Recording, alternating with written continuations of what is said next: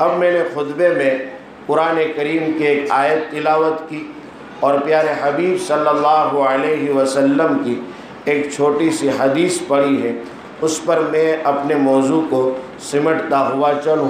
بات مجھے بہت مختصر کرنی ہے، لیکن چونکہ اب مکتب کا جلسہ ہے، چھوٹے بچے بھی حاضر ہیں، ان کے ماں باپ بھی یہاں موجود ہیں، کافی مستورات بھی ہیں، اور آپ لوگ والی بھی یہاں موجود ہیں، اور مولانا عمران صاحب، ان کی باتوں سے ایسا لگ رہا تھا کہ ہمیں یہ اس دور میں جو ابھی حالتیں بگڑتی ہوئی سامنے آ رہی ہے، اور یہ میرا اپنا جملہ ہے کہ ہر دن کا ہر نیا سورج ایک نئے فتنے کو لے کر آ رہا ہے، سمجھے؟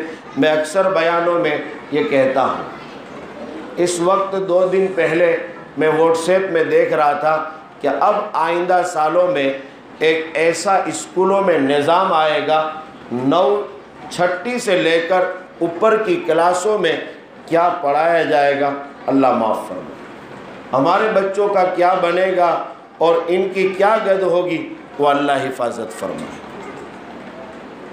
اگر آپ لوگ اپنے بچوں کو اپنی آنکھوں کی ٹھنڈک بنانا چاہتے ہیں، اگر آپ لوگ اپنے بچوں کے ایمان کی حفاظت کرنا چاہتے ہیں، اگر آپ لوگ اپنے بچوں کو اپنے ملک کا، اپنے محلے کا، اپنی بستی کا، اپنے گھرانے کا، آپ کے خاندان کا وہ روشن چراغ بنانا چاہتے ہیں کہ جو پوری دنیا کے لیے کارآمد ہو، پوری دنیا کے لیے کارگر ہو، فائدہ مند ثابت ہو، تو آپ آج سے عہد کریں کہ انشاءاللہ میں 4 چیزوں کی پابندی کروں گا۔ کریں گے انشاءاللہ؟ اگر آپ نے 4 چیزوں کی پابندی کر لی تو آپ کی اولاد آپ کی آنکھوں کی ٹھنڈک بنے گی، آپ کی اولاد آپ کے محلے کی، آپ کے بستی کی، آپ کے ملک کی، آپ کے خاندان والوں کی، آپ کی اولاد جو ہے روشن سے چراغ بنے گی، ان کے لیے کارآمد ثابت ہوگی، آپ کے لیے اطمینان، راحت، چین کا سکون بنے گی اگر آپ نے 4 چیزوں کی پابندی۔ سب سے پہلی چیز، مختصراً وضاحت کرتا تو لمبا خطاب ہوتا، مختصراً صرف گناتا چلو۔ اللہ کے نبی علیہ السلام نے ایک جگہ ارشاد فرمایا کہ الصدق ینجی والکذب یہلک، کہ سچائی نجات دلاتی ہے اور جھوٹ بولنا یہ آدمی کو ہلاک کر دیتا ہے۔ ہمارے چھوٹے بچے ہیں، ان کے اوپر آپ پہلے دن سے یہ پابندی عائد کریں کہ آپ کا بچہ کبھی جھوٹ نہ بولے۔ بعض مرتبہ ماں باپ کی حرکتیں، ماں باپ کا بولنا، ماں باپ کی جو ہے گفتگو، ماں باپ کی گفتار، ماں باپ کا کلام، ماں باپ کا آپس ایک دوسرے سے بول چال، یہ اپنے بچے کو جھوٹ بولنے پر مجبور کرتا ہے۔ ہماری ہی غلطیاں۔ میں آپ کو ایک واقعہ سناؤں، نبی کریم صلی اللہ علیہ وسلم نے ایک ماں کو دیکھا جو ماں اپنے بچے کو اپنے قریب بلا رہی تھی کہ بیٹا آ، میرے ہاتھ میں کچھ ہے، میں تجھے دینا چاہتی ہوں۔ نبی کریم صلی اللہ علیہ وسلم نے اس ماں کو ڈانٹا کہ اگر آپ کے ہاتھ میں اگر کچھ نہیں ہے تو اس طرح سے اپنے بچے کو نہ بلاؤ، ورنہ اس کو یہ ہو جائے گا کہ میری ماں بھی جھوٹ بولتی ہے۔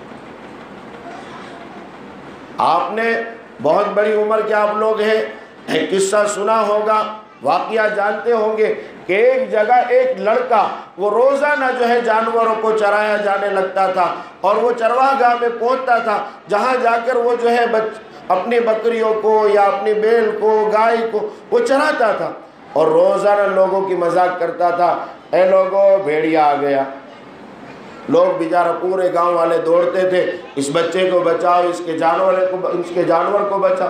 جب اکٹھا ہوتے تھے وہ ٹھٹا اڑاتا تھا کہ میں تو مذاق کرتا تھا۔ ہوتے ہوا کہ روزانہ مذاق کرتا رہا، ایک دن وہ آیا کہ سچ مچ میں بھیڑیا آ گیا، پھاڑ کھانے والا جانور آ گیا۔ وہ لڑکا چلاتا رہا، چیختا رہا، آوازیں کستا رہا لیکن کوئی گاؤں والا نہیں آیا۔ یہ حضور کا فرمان ہے، الکذب یہلک، اس کو بھی نقصان پہنچایا اور اس کے جانوروں کو بھی نقصان پہنچایا۔ اس لیے اپنے بچوں کو پہلے دن سے یہ سبق سکھلائے کہ آپ کبھی بھی جھوٹ نہیں بولو گے، ہمیشہ سچ بولو گے۔ اور اللہ کا فرمان ہے کونوا مع الصادقین، اے ایمان والو تم سچوں کے ساتھ ہو جاؤ۔ ماں باپ بھی سچ بولنے والے ہوں، گھر کا ہر فرد بھی سچ بولنے والا ہو۔ جب گھر کے اندر یہ ماحول بنے گا تو چھوٹے چھوٹے بچے بھی سچ بولنے والے بن جائیں گے۔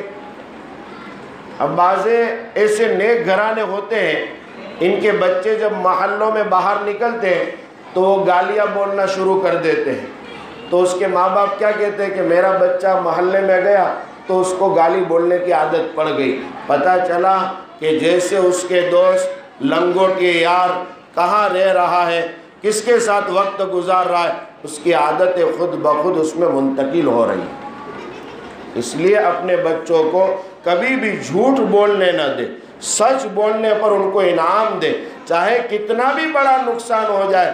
بچوں میں عادت پیدا کرو کہ وہ ہمیشہ سچ بولیں۔ ظاہری اعتبار سے نقصان ہے لیکن انشاءاللہ اس سچ کی وجہ سے، کیونکہ حضور کا وعدہ ہے الصدق ینجی، سچ بولنا اس کو نجات دلائے گا۔ دوسری چیز، اپنی اولاد کے اندر یہ پیدا کرو کہ کبھی بھی نماز نہ چھوڑے۔ ہمارے یہاں مکتب چل رہا ہے ابو ہریرہ میں، شاید آپ کے یہاں بھی مولانا کا یہ عمل ہو، اور نہ ہو تو شروع کر دے۔ یہ میرا بچہ بھی وہاں پڑھتا ہے میرے گھر کے سامنے، انہوں نے سب کو ایک ایک ڈائری دے دی، نماز پڑھنے آئے اس کی حاضری لی جائے۔ ایک حاجی صاحب آئے رવિوار کو اتوار کو اور مسجد اور اس مدرسے پڑھاتے ہوئے، ایسے بھی لوگ ہونے چاہیے ہم میں، اور وہ آئے کہ آج فجر کی نماز کی ڈائری چیک کرو، جن بچوں نے نمازیں پڑھی ہے سب کو 50 روپے انعام۔ اب وہ بچے خوش ہو گئے، پہلے فجر کی نماز میں ہماری مسجد میں 5 لڑکے آتے تھے، اب 25 لڑکے ہو گئے۔ اب ہم اپنے بچوں کو بھی، خود میں نماز نہیں پڑھتا ہوں تو میری اولاد کیسے نماز پڑھے گی؟ نبی کریم صلی اللہ علیہ وسلم نے ارشاد فرمایا من ترک الصلاۃ متعمدا فقد کفر، جو آدمی جان بوجھ کر نماز چھوڑتا ہے اس نے کفر کر لیا ہے۔ آقا مدنی علیہ السلام نے ارشاد فرمایا کہ جب بچہ 7 سال کی عمر کو پہنچ جائے تو اس کو نماز کی تلقین کیا کرو۔ آج ہماری مسجدوں میں 7 سال کا بچہ آتا ہے تو لوگ دھکے مار کے نہیں، باہر جا باہر جا، کہاں آ گئے مسجدوں میں؟ آنے دو، بھلے یہ کھیل کود کرے، بھلے یہ دوڑ دھوپ کرے، ادھر ادھر کودے، ان کو آنے دو مسجدوں میں، آپ کو نماز پڑھتے ہوئے دیکھیں گے، کل کو یہ نمازی بنیں گے۔ اور جب بچے 9 سال کی عمر کو پہنچ جائے ان کے بستر کو الگ کر دو۔ کیا آقا کا فرمان تھا، میں ایک ایک بات پر وضاحت کرنے لگوں تو مولانا نے جو ٹائم دیا ہے وہ بہت دور چلا جائے گا، سمجھے؟ کتنی دور کی سوچی ہے۔ آج آپ اخباروں میں سن رہے ہوں گے ایک بھائی اپنی بہن سے شادی کر رہا ہے، نعوذ باللہ من ذالک۔ ایک باپ اپنی بیٹی کو لے کر بھاگ جا رہا ہے، ایک دلہا، ایک داماد اپنی ساس کو لے کر بھاگ رہا ہے۔ کیسے واقعات ہیں، آپ اخبار میں جو ہے دیکھیے، آپ ٹیلی ویژنوں سے سن رہے ہیں، آپ دوسرے اور ذرائع سے معلوم کر رہے ہیں، ہم سے زیادہ آپ کو یہ پتہ لگتا ہوگا کہ کیسے خرافات دنیا میں ہو رہے ہیں۔ یہ سب وہ نتائج ہے جنہوں نے میرے آقا کی بات نہیں مانی، وہ ناکام ہے، ناکام ہے اور ناکام ہے۔ 9 سال کا بچہ اور بچی کیا ہوتی ہے، لیکن آقا علیہ السلام نے ارشاد فرمایا کہ اپنے بچے جب 9 سال کے ہو جائے ان کے بستر الگ کر دو، ان کے پلنگ الگ کر دو، ان کے گدے الگ کر دو، ان کی گدڑیاں الگ ہونی چاہیے۔ یہ نہیں کہ ایک ہی گدڑی پر 2 بھائی سو رہے ہیں، 2 بہنیں سو رہی ہے، ایک بھائی سو رہا ہے، ایک بہن سو رہی ہے، ان کو دور رکھو۔ اور جب 10 سال کے ہو جائے، حضور اکرم علیہ السلام نے ارشاد فرمایا جب لڑکا لڑکی 10 سال کی ہو جائے تو اب ان کو نماز نہ پڑھنے پر مارو۔ اب باپ نماز پڑھنے آتا نہیں، وہ کیا اپنے بچے کو مارے گا؟ مارے گا بھائی؟ خود باپ کی فجر کی نماز غائب ہے، جمعہ پڑھتا ہے اور سمجھتا ہے میں بڑا مسلمان ہوں، میں بہت بڑا مسلمان ہوں۔ جیسے ایک مشہور واقعہ ہے کہ ایک پنڈت اور ایک مسلمان کا آمنے سامنے بیٹھا ہو گیا۔ پنڈت سے مسلمان پوچھ رہا ہے کہ آپ کب نہاتے؟ کہا میں 24 گھنٹے میں ایک مرتبہ نہاتا ہوں۔ سمجھے؟ پنڈت سے پوچھا تو اس نے مسلمان سے پوچھا آپ کب نہاتے ہیں؟ کہا میں جمعہ ٹو جمعہ نہاتا ہوں، اور آپ 24 گھنٹے میں نہاتے ہیں۔ یعنی پنڈت بھی اپنے مندر میں، اپنی عبادت گاہ میں، اپنے معبد خانے میں وہ ہر دن جاتا ہے، اور مسلمان صرف جمعہ کو آتا ہے، وہ بڑا مسلمان ہے۔ 8 کے، کھاٹ کے اور 360 کے رہ گئے ہم سے۔ 8 کے مطلب صرف ہفتے میں ایک مرتبہ نماز پڑھ لی، کھاٹ کے یعنی جنازہ چلا تو نمازیں پڑھ لی، اور 360 میں جب عید آئی تو نماز پڑھ لی، اور ان وقتوں میں ٹوپیاں پہن لی، بڑا مسلمان، اور کہہ رہا ہے کہ حالات اتنے آ رہے ہیں، لڑے گا کون، نمٹے گا کون، جائے گا کون، کہیں جمعیت والوں کی ذمہ داری ہے۔ اور بعضیں تو واٹس ایپ پر ایسا لکھتے ہیں کہ جمعیت والے کیا کر رہے ہیں، تو جمعیت والوں نے سب کا ٹھیکہ لیا، آپ لوگ کیا کر رہے ہیں؟ لڑکیاں بھاگ جاتی ہم کو میسج لکھتے، جب سے ذمہ داری سنبھالی اب ہم کو میسج لکھتے جمعیت والے کہاں گئے؟ یہ سب جمعیت والوں کی ذمہ داری، آپ کے اسلام کی بچانے کی آپ کی بھی ذمہ داری۔ آپ کہاں چلے جائیں گے؟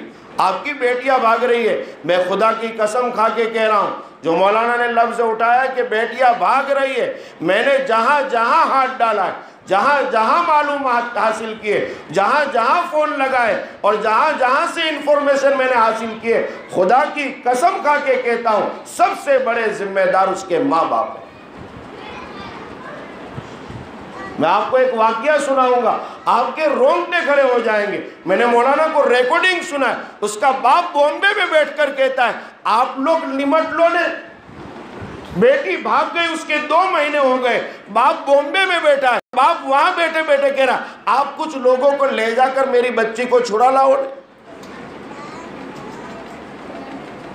اس کو آنے کی فرصت نہیں۔ جو آج ایمان ہمارے چھینے جا رہے ہیں، آج ایمان کے جو سودے ہماری بچیاں کر رہی ہے، آج جو ہماری اولاد بگڑ رہی ہے، میں کہہ رہا ہوں اس کا بڑا ذمہ دار اس کے ماں باپ۔ آپ توجہ دیجئے، جہالت اسلام آ جانے کے بعد قابل قبول نہیں ہے۔ سب کو پتا ہے کہ اسلام حق ہے، سب کو پتا ہے کہ نماز فرض ہے، سب کو پتا ہے کہ اسلامیات یہ ہے، سب کو پتا ہے کہ ایمانیات یہ ہے، سب کو پتا ہے کہ عقائد یہ ہے، سب کو پتا ہے کہ معاملات شرعی یہ ہے، سب کو پتا ہے کہ شرعی معاشرت یہ ہے، پھر بھی ہم نہیں کر رہے ہیں۔ یہ ہماری کوتاہی ہے، یہ ہماری لاپرواہی ہے، اور ایک دن ہماری اولاد اس کا شکار بنے گی۔ اس لیے اگر آپ اپنے بچوں کو اپنی آنکھوں کی ٹھنڈک بنانا چاہتے ہیں تو ان کو نمازوں کی پابندی سکھلاؤ، خود بھی نماز کے پابند ہو جاؤ اور اپنے بچوں کو بھی نماز کا پابند بناؤ۔ کریں گے بھائی؟ اللہ کریں گے؟ آپ عزم کر رہے ہیں تو میں تیسری چیز آگے بڑھاؤں۔ پھر نبی کریم صلی اللہ علیہ وسلم کا ایک بہترین روح اور نفس کا ملا ہوا ایک سنگم، انسانیت اور انسان ذات اور آدم ذات کا سب سے نرالا وصف خدمت خلق، یا آپ علیہ السلام کا وہ وصف ہے جہاں مولانا یاسین صاحب آپ کے سامنے اقرأ بسم ربک الذی کی آیتیں سنا رہے تھے۔ یہ پہلی وحی ہے، اس وحی کے نازل ہونے سے پہلے آپ علیہ السلام کا اگر کوئی نمایاں وصف تھا تو وہ خدمت خلق کا تھا۔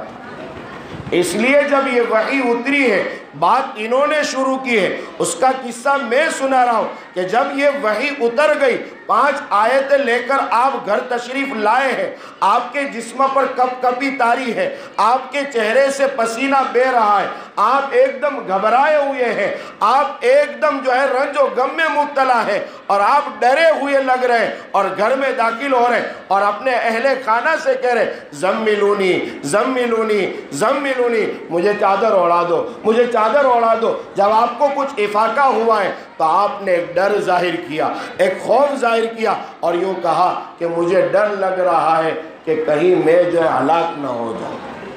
حضرت خدیجۃ الکبریٰ مائیں بہنیں بیٹھی ہے، مستورات کا ایک بڑا مجمع یہاں اکٹھا ہے، وہ میری بات سن رہی ہوگی۔ عورت مرد کی بڑی طاقت ہوتی ہے، اگر کوئی مرد ہمت ہار جائے اور اس کی ہمت کو کوئی بڑھانے والی ہے تو اس کی بیوی ہے، لیکن اگر گھر کے افراد ہی اس کی ہمت توڑ دے تو دنیا کے لوگوں کی ہمت دلانے سے کچھ نہیں ہوتا ہے۔ حضور اکرم علیہ السلام کو ہمت دلاتے ہوئے حضرت خدیجۃ الکبریٰ جو آپ کی پہلی بیوی ہے، آپ کی چہیتی اہلیہ ہے، اور ہمت بڑھاتے ہوئے کہا کلا، ہرگز نہیں، اللہ آپ کو ہرگز ضائع نہیں کرے گا۔ کیوں نہیں کرے گا؟ اس لیے کہ آپ تو غریبوں کی، تنگ دستوں کی، مجبوروں کی، محتاجوں کی مدد کرتے ہیں، اللہ آپ کو ضائع کر دے گا۔ تیسرا وصف، اپنی اولاد میں خدمت خلق کا پیدا کرو۔ بچے کو آئی ایم سم تھنگ نہ ہونے دو، بچے میں ایگو نہ آنے دو، بچے میں گھمن اور تکبر پیوست نہ ہونے دو۔ اگر بچپن سے بچے کے اندر ایگو آ گیا، گھمن آ گیا، تکبر آ گیا، اور اس کو یوں کچھ ہونے لگا کہ میری ہستی بہت اونچی ہے، میں بہت بڑا، تواضع، عاجزی، انکساری ہونی چاہیے، اور وہ خدمت خلق سے پیدا ہو۔ وضاحت میں زیادہ نہیں کر سکتا ہوں، علماء بیٹے ہیں، کبھی ان سے سن لیا کریں۔ عباد الرحمن کی جو تشریح اللہ نے کی ہے کہ رحمان کے بندے کون ہیں، اس میں کہا وہ ہیں جو زمین پر چلتے ہیں تو عاجز ہوتے ہیں، تواضع ٹپکتی ہے، ایک چھوٹا سا پن ہوتا ہے۔ آدمی کتنا بھی بڑے مرتبے کو پہنچ جائے، لیکن مرتبہ جتنا اونچا ہوئے اتنا آدمی کے اندر تواضع آوے اور وہ خدمت خلق سے حاصل ہو۔ اپنے بچوں میں ابھی سے خدمت کا جذبہ کیسے کریں گے؟ ہمارے اکابر علماء دیوبند ان کی داستان اٹھائے، ایک عجیب زندگی تھی، کوئی شیخ الحدیث ہے، کوئی شیخ الاسلام ہے، کوئی حکیم الامت ہے، کوئی شیخ الہند ہے، بڑے بڑے ایسے اکابر ہیں جو آج ہندوستان میں آپ کے سروں پر ٹوپیاں ہیں۔ یہ اکابر علماء دیوبند کی دین ہے اور ان کی وہ قربانیاں ہیں کہ آج ہمارے سروں پر ٹوپیاں ہیں۔ یہ اتنی بڑی چوٹی کے علماء تھے، لیکن جب کبھی اپنا سودا لینے جاتے تھے، بازار میں جاتے تھے، اگر کوئی قریب میں ایسی بیوہ، تنگ دست اور ایسی کمزور ضعیف عورتیں جیتی تھی جو اپنا سودا خرید کر نہیں لا سکتی تھی، یہ وقت کا شیخ الحدیث ہے لیکن وہ اس کا سودا لا کر دے رہا ہے، وہ اس کی سبزی لا کر دے رہا ہے۔ ہمارا جوان جاتا ہے، بیچارہ بوڑھا تڑپ رہا ہے، عربی گرمی کا موسم ہے، اب بیچارے پر پسینے بہ رہا ہے، وہ اتنا بڑا سامان اٹھا کر چل رہا ہے، ہمارا جوان اس کو پوچھنے کے لیے بھی تیار نہیں، دادا آپ کو کہاں جانا ہے، نانا آپ کو کہاں جانا ہے؟ اس کے نانے اور دادے کی عمر کا ہے۔ میں ابھی دہلی کے سفر کو جا رہا تھا، سومناتھ سے میں سوار ہوا تو غیر مسلم اور خدمت خلق میں کوئی بھید بھاؤ نہیں، چاہے کوئی بھی ہو، چاہے مسلم ہو، چاہے غیر مسلم ہو، چاہے عیسائی ہو، چاہے سکھ ہو، کسی بھی مذہب کا آدمی ہو، وہ انسان ہونے کے ناطے ہمارا بھائی، وہ میرے اور آپ کے آقا کا امتی ہے، اس اعتبار سے کہ وہ انسان ہے۔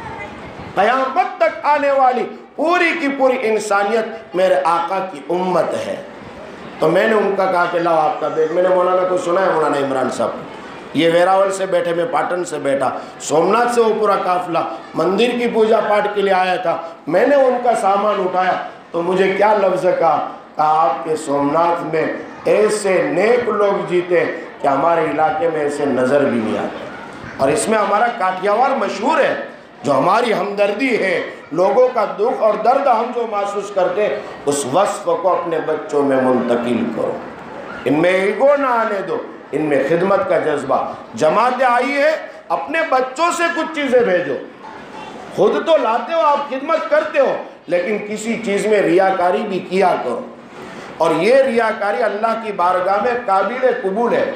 ہم نے اکابر کی داستانیں پڑھی اور سنی ہے کہ جب مسجدوں میں داخل ہوتے تھے تو تو زور سے دعائیں پڑھتے تھے تاکہ ان کے ساتھ آنے والے مریدین بھی دعائیں پڑھ لیا کریں۔ ہم کھانا کھا رہے ہم زور سے دعا پڑھیں تاکہ ہمارے بچے بھی دعا پڑھ لیں۔ ہم سیڑھیاں چڑھ رہے ہم اللہ اکبر زور سے جو ہے بولے، ہمارے بچے بھی اللہ اکبر پڑھ لیا کریں۔ ہم سیڑھیوں سے نیچے اتر رہے ہم سبحان اللہ پڑھ لیا کریں، ہمارے بچوں میں خود بخود عادت منتقل ہو جائے گی۔